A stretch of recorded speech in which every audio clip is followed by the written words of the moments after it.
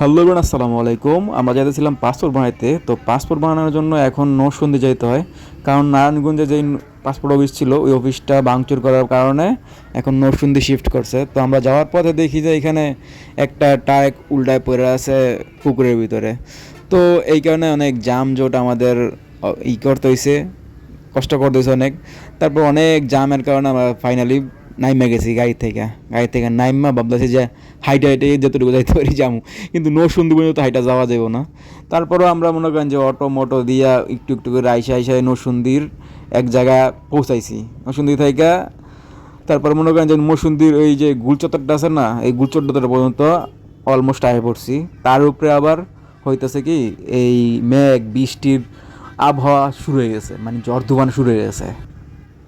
সব কিছু শেষ করে আসলাম এই গুলচত্বরটা, এটা কি গুলচত্বর বলে তারা যায় না। তারপরের ডাটা আইসি এই কলার বিখ্যাত মনে হয় নরসিংদী, কলা দিয়ে তুইছে গুলচত্বরের ভিতরে।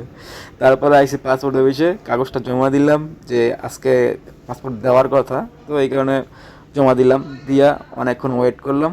ওয়েট করার পর দেখলাম আমার যে বন্ধু ঢাকা এসে পড়ছে, পাসপোর্টটা পায়ে লাইছে।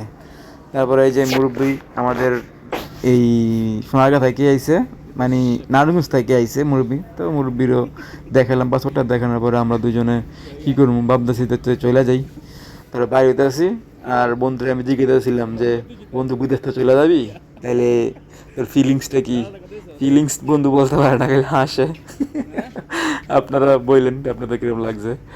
আর সোনার বাংলা হোটেলে আইসি খাইতে, হোটেল মানে রেস্টুরেন্ট আর হোটেল দুইটাই। এই সোনার বাংলা হোটেল আইসি, এই এক 2 পিস মুরগি আর কটা ভাত হুটকি ভত্তা দিয়া 500 550 টাকা নিয়ে গেছে গা। এইটাই শেষ, এইটাই।